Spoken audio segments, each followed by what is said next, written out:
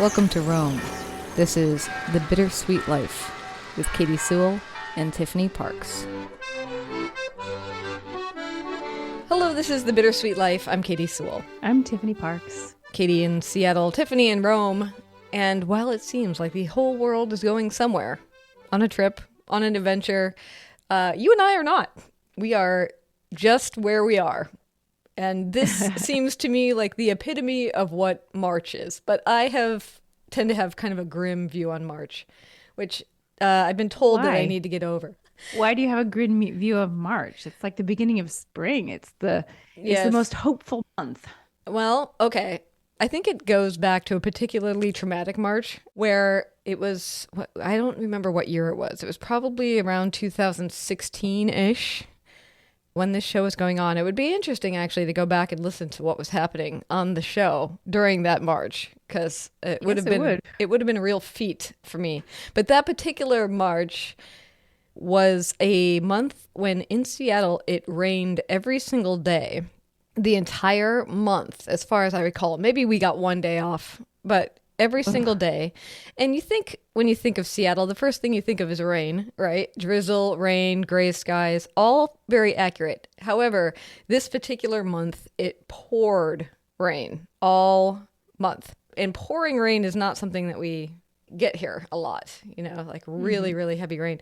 I was also working at Town Hall in Seattle, which is a performance venue, which is remodeled now, but was not remodeled then. And it was a very old church building that was repurposed into this beautiful performance space. But the offices there were so cold because it was this old drafty building. So I would show up to work, I would be soaking wet because no matter what kind of rain gear I was wearing, there was nothing that could be done. Wind and rain, heavy rain, you just show up with your feet wet or something. And then I would have to work in this office all day. So it's almost like your clothes don't even dry. You're just in this cold office. And then, it just sort of led to I don't really remember the details of it all, but I remember that it led to a pretty grim depression where it was you just feel cold and wet and miserable every single day. And it just felt like it went on and on and on. And that was the moment when I thought to myself, you know what? I am done living here. I'm finished with this kind of weather. I am finished with these gray skies where we don't see the sun for 5 months of the year. I am moving, and very shortly thereafter is when Derek gets the opportunity to get a new job and move to San Francisco. And so the decision to move to San Francisco, I think, largely came out of that month, that kind of just absolute frustration at the grim state of affairs that was that particular March. So now every March, I just dread it. I feel like it's gonna be awful. Oh, and in fact, you've come to Rome a couple times in March, or maybe April. I can't remember now. I did come to Rome in March, and it was pouring rain nearly the entire time I was there. Wait, not the last time. The time before that? The time before that. Because the last time I was there, I was actually there in April and early May. April. Right. And then the time before that, I was there in March, and it was pouring rain. It was like the wettest March. And thankfully, at the last minute when I was packing for that trip, I threw in one extra pair of shoes. Because I was like, I could just wear the same shoes every day. First day I was in Rome, it rained so hard, my shoes did not dry for a week. Thank goodness I had that other pair of shoes. Otherwise, I would have been completely screwed. Well, we would have gone shopping. Okay, fine. That's true. You can buy things when you're on the road. That does sound traumatic. I don't know if it's dramatic, but just depressing. It's harsh. I was in Seattle in March of 2018 when my book was released. Oh yeah. And it was gorgeous. It was gorgeous. The funny thing was I went to LA first and I stayed with my sister and I did a couple of book appearances in LA and it was awful weather. It was drizzling. And this was probably the third week of March. And it was just drizzly and gray and icky in LA. And then I went to Seattle and it was gorgeous, beautiful, sunny every day. The daffodils were out and it was just beautiful. But that was pure luck. I know. Well, and it figures too, because I think I was living in San Francisco at that point. So it was probably Yeah. overcast and really windy in San Francisco, and you're up here and it's beautiful. I will say that this particular March has had some really beautiful sunny days. Let me ask you a question, Katie. Why don't you, I mean, obviously, with the exception of when you came to Rome, why don't you make it a point to at least go on one short trip every March? You know, why don't you make that your, I mean, there are people, Makes sense. especially people who suffer from seasonal, what do they call it? Seasonal affective disorder or disorders. something. Yeah. Yeah, Sad. who gets sad in the cold weather. I'm not like that. Of course, I don't know. I can't, I haven't lived in a really dreadfully horrible weather place in a long time. Although I have. I spent 3 winters in Montreal. Okay, 6 months of snow. Okay, so I know what rough weather is like. But some people will go off and be like, okay, for my mental health, I need a week in Hawaii every March. Do you know, I've been filling in quite a bit this month at the local NPR station that I work for as the midday news woman. So I do the news headlines at the top of the hour. And one of the stories I did recently, you'll get a kick out of this, was a census that they had done, that some branch of the U.S. government had started during the pandemic to try to monitor depression and other moods of the country, basically. And they found that Seattle in February rated the #1 most depressed major metropolitan area in the country. I believe it. With women slightly more depressed than men. And of the 5 most recent surveys they had done, because they're doing them quarterly or every 6 months, something like that. Of the last 5 they had done, Seattle had ranked #1 3 of the 5 times. Oof. So are we more depressed, or are we just more honest about our depression? Italians seem to be so sensitive to the weather. All they do 24 hours a day, except for summer, is complain about the weather. That's all they do. I mean, they complain too, because they complain that it's too hot. So maybe there's like 2 months in spring that they don't complain, but it is constant. And we had this kind of cold spell in February where it got down to freezing or almost freezing every night for maybe 10 days. And during the day, it was still pretty cold, but not that cold during the day. Not cold enough to snow. It never snowed, but chilly days. It was like national panic. The place that I most hear the conversations is at the gym. I'll be in there changing my clothes and I'll hear the ladies talking to each other. Invariably, they're talking about the weather. And every single time I get out of the shower, almost every single time, somebody comments to me, wow, you're brave to take a shower on such a cold day. Every single time, including today. Mm-hmm. And it's not even cold. It's literally not cold. It's not warm. But it's like, whatever, it's typical. It's like 50 degrees or something. And I was sitting outside. It was a gorgeous day a couple of days ago with my son's best friend's mom. And she's, oh, thank God it's sunny. I just cannot. I have been suffering so much with this weather. And I'm like, it's been gorgeous. Mostly it's sunny. And then when it's not sunny, it's like one day. And then the next day it's like partially sunny. And I just don't understand. I can get it in Seattle. I can get it in Montreal. I can get it in Boston. But in Rome, you don't have the right to complain about the weather in Rome. Yeah, I know. Well, weather is also like a low lift too. So I think everywhere in the world, weather is something people talk about with strangers because it's the easiest thing. It's because people like to complain. People like to complain. And that is something you can complain about that's nobody's fault. So you're not blaming anybody. And you can just complain about it and you can commiserate. But I refuse to go there because I love all types of weather. Now, if I lived in Seattle and it was gray for 5 months in a row, I would probably not say that. But because I live in a place that's pretty variable, it's so funny because I said to Claudia that the day, I was like, oh my gosh, this is my favorite time of year. Just when the flowers are starting, like you start to notice the flowers, that smell of spring in the air. This is my favorite moment of the year. And he goes, Tiffany, you say that all year long. Yeah. All year long. You say, this is my favorite moment of the year. Because that's how I feel, with the exception of the middle of summer, which I hate. Yeah, I can see that about you because I've heard you talk about different periods of the weather. I generally don't hate the weather, but I don't know. There's something. Well, to get back to my point, you need to travel in March.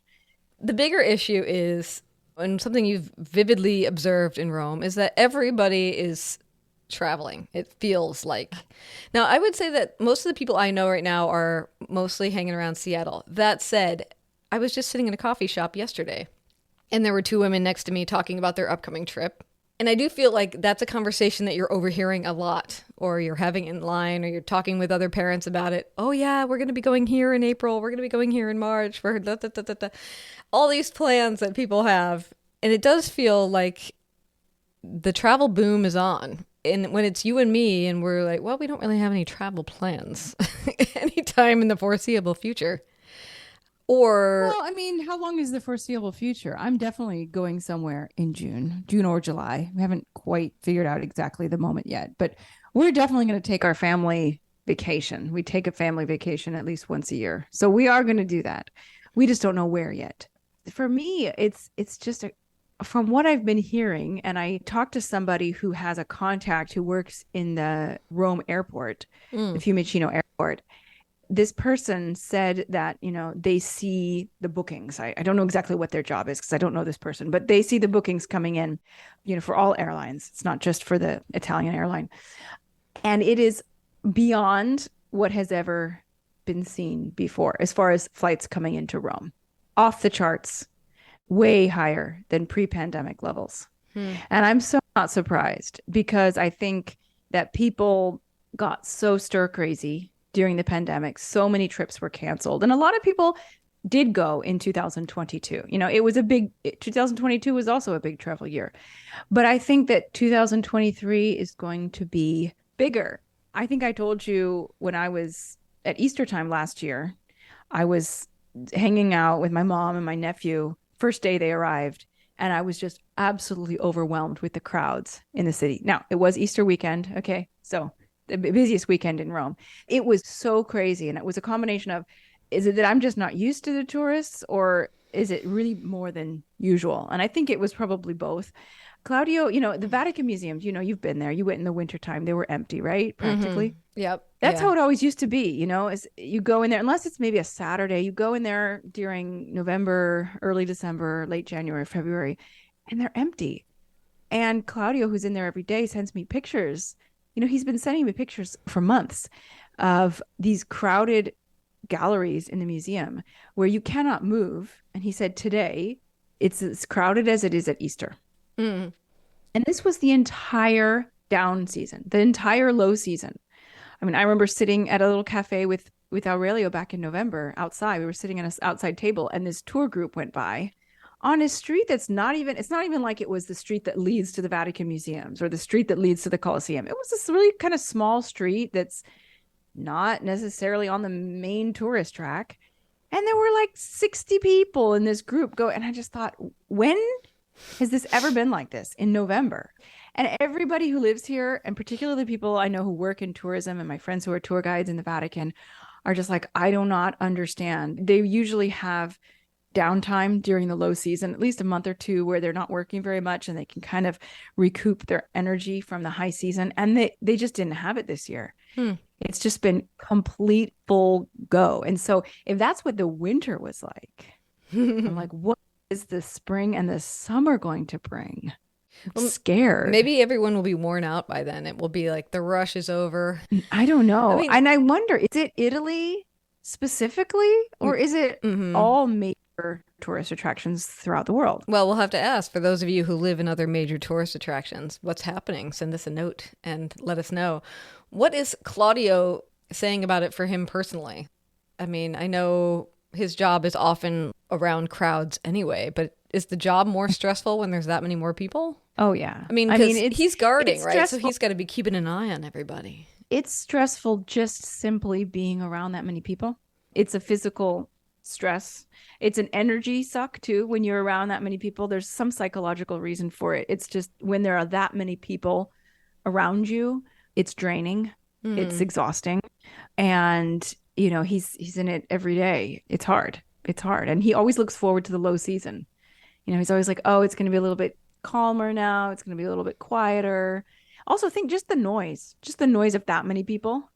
It's very fastidioso. I can't think of the word. It's very annoying, disturbing. Yeah. I mean, sometimes I think, like, I know I can go somewhere But, I also know that I have responsibilities here, and I have lots of people here that I like. And I mean, I live in a city. I could do all manner of different things in a day. And sometimes I think that my own dullness or boredom or routines in the evening or whatever is a lack of my own imagination. And I know that we've talked about this a little bit on the show, that in the fact that, sometimes if you get your list of favorite restaurants and, you just go to those places and you forget that there's this entire city full of other choices out there. And you're like, gee, why am I so bored? This city seems so tiny. It's like, well, you keep going to the same 10 places. So, though, I mean, sometimes you go to those places because they're good. Claudio and I we tried a new restaurant last weekend. We often tend to go to the same restaurants too. But, I said, let's go to this place on the other side of the city. It's on the Aventine Hill. We never go over there. It's this Malaysian restaurant that I feel like I've always heard good things about. The only Malaysian restaurant in Rome. And so I've always wanted to go. And so Claudio and I decided we would go on Saturday night. And I made a reservation. I've been to Malaysia, and I just remember that the food was some of the best food I've ever eaten in my life. And I just couldn't wait. So we sit down. Turns out the menu is sort of like a mix between Thai, Chinese, and a few Malaysian specialties. But I ordered this first course, this appetizer that sounded good. It was awful. Okay. It was awful. And I'm not a picky eater in the sense that I might have particular tastes, but I'm not one of those people who's like, oh, this isn't quality food. Like I'm not that person. Yeah. Yes. I've said, I'm not a foodie. If it's decent food, I'll probably like it. I'm like very into simple, traditional home style cooking, but I couldn't really eat this. So we got some spring rolls, and I'm like, you can't go wrong with spring rolls. Well, the spring rolls were fine. I was going to say, but it turns out you can go wrong with spring rolls. The spring rolls were like the classic spring roll you could get at any Chinese restaurant on the planet. And then I got pad thai. I decided eventually to get pad thai because it's something that I know I like. Yeah. And I know what to expect with pad thai. And it's something I've always loved.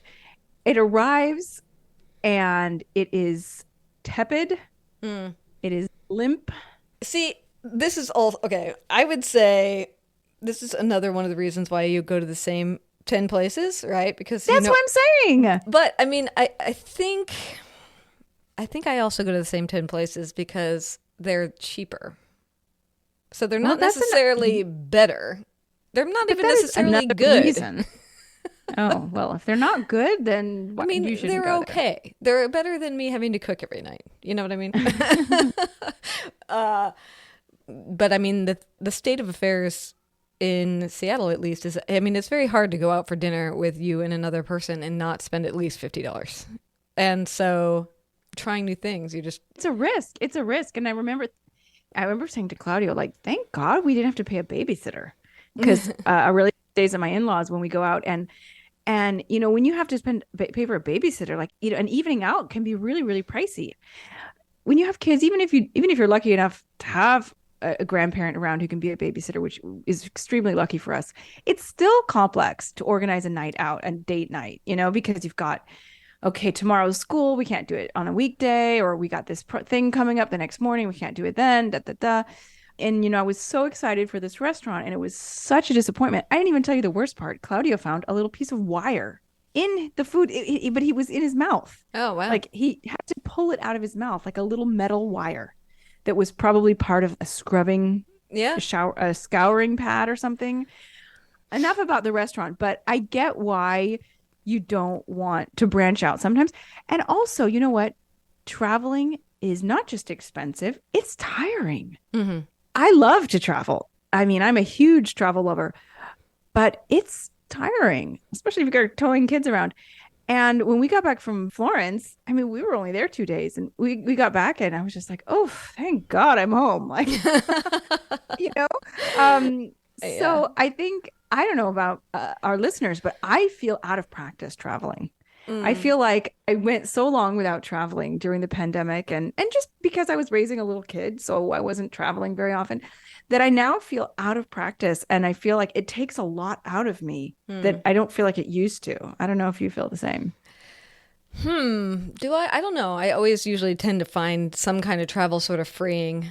So I do find certain aspects of it very tiring, of course, especially if you're flying, all the way across the world, because, 24 hours or more of travel is just tiring, there's no way around it. But I do, generally speaking, like being on the move. I like seeing new things. I'm even the kind of person who will, if I have to take the bus somewhere, I'll just look out the window. A lot of people are just looking at their phones and stuff. I'm like, there's nothing interesting in my phone, that's more interesting than whatever's happening on the street as I go by. That's sort of how. So I tend to feel like if I'm on the move, that the world all of a sudden feels expansive. Whereas if I'm working from home, me and my sister were laughing the other day about the fact that we both work from home. And if you're not careful, I mean, we could see nobody ever. Like we'll see people on the screen, like I'm looking at you right now as we record this, but if you don't ever go anywhere, it's like you don't have any encounters. We both put on real clothes in the morning, but you're basically living your life inside one particular space. And if you're not careful, that becomes everything, your whole life, which of course gets boring and routine. But so I tend to feel like travel's very expansive, but I will say that I don't necessarily feel that way if I'm, going to visit family. And that's not because I don't like being with my family. I like being with my family very much. But when you think about like going to Palm Desert and doing a writing retreat, that kind of thing is very hard for me to concentrate on, and particularly I think writing, because it takes so much concentration that even just sitting in a different environment where different family members are coming and going, it just makes it very hard to actually get in deep enough to make anything happen. So it depends. Like the writing stuff is the most hard, I think, to travel with, unless I'm going somewhere absolutely alone and I'm putting myself in a cabin in the woods or something. I don't even know. I've never done anything like that. So I tend to stick, especially if I'm writing, tend to stick closer to home because I feel like I can actually like get into it without a bunch of fuss. But so yeah, I don't know. I feel like when we came to Rome, except for the fact that I got COVID, which in general was fairly exhausting. It's not a fun illness to have. That travel prior to that, it felt freeing. Generally speaking, I don't miss anything when I'm on the move. I just don't miss my stuff. I sometimes miss my funny, weird animals, but other than that, I don't miss my house or wish I could get back to it. But right now I'm here in my house, and so I'm like, oh, here I am. I'm back. Not only am I back to it, I'm like in it. I've been here for years, is what it feels like. So yeah, that's where we're at. Yeah, I mean, maybe we need to brainstorm in ways that we can travel without leaving the city, leave our homes a little bit more. Yeah. For me, I leave my home a lot. I mean, I have to leave my home every morning to take my son to school. I go to the gym a couple times a week. I take long walks in my neighborhood. I go to the supermarket. I go to the pharmacy. I run tons of errands, take my son to karate twice a week, swimming. I am out a certain amount. However, I have found, and I know I must have mentioned this before, but I'm very lazy about going into the center of town. Yeah. No, I get that.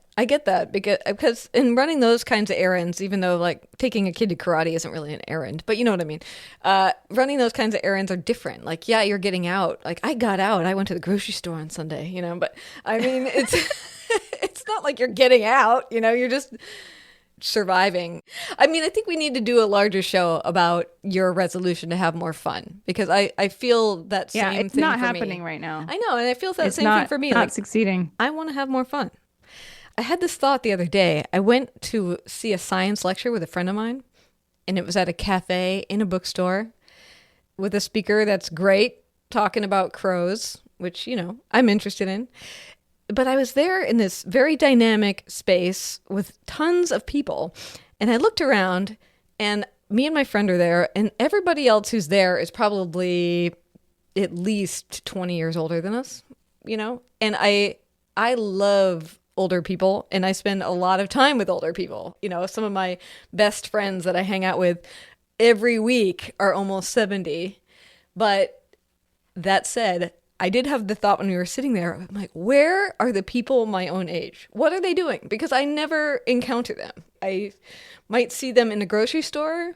And then I'm like, well, are they all just raising kids? Is that what it is? Because I don't know what they're doing at night. I know what the 20-somethings are doing at night, and I know what the 60 and 70-somethings are doing at night. But where are the people in the middle? Where are the people my own age? And this is a mystery that I need to solve because I don't know where they are. Obviously, not all of them are going to have children. Yeah. But a lot of them do. And the ones that have children are probably at home sleeping or watching some form of entertainment. Or if it's date night, they're out on a date. But it's, 9 times out of 10 or more, they're sleeping or they're vegging out. That is what I know.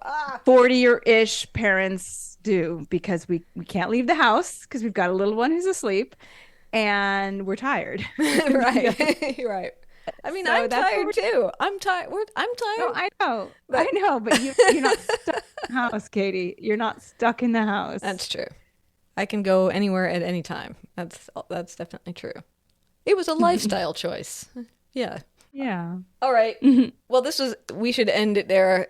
This beautiful and meandering conversation. Let us know how you feel about the month of March. And also, if you are living in a tourist city, a place where a lot of people want to go, are you as overrun right now as Rome is? I would be curious to know. You can always send us an email, bittersweetlifepodcast@gmail.com. I should also mention that we have a bonus episode coming out this week that I just put together last night, and it is so funny. It is an episode that we are doing about unexpected kisses, which seems random, but a lot of very, very cute and funny stories in there. So I don't know. If you're not a Patreon subscriber, if you don't support the show and get those bonus episodes every month, I think this one might be a fun one to step over onto the Patreon for as little as $5 a month. You get 2 bonus episodes every month. And now you even talk about kissing or being unexpectedly kissed by a particular podcast celebrity. So those of you who are big podcast fans, I'm not going to say who it is on the real show because no way am I saying who it is on the real show. But I guarantee that some of you have to come on our Patreon. Yeah, I guarantee that some of you are very familiar with this man's work. Yeah, that's a fun story.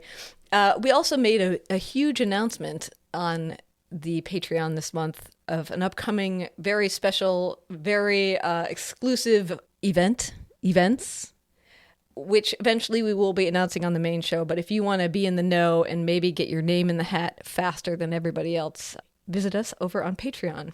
Patreon.com/The Bittersweet Life Podcast. There are links in the show notes, or you can find it at thebittersweetlife.net. All right, and until next time, this is The Bittersweet Life. I'm Katie Sewell. I'm Tiffany Parks. Join us again. Bye.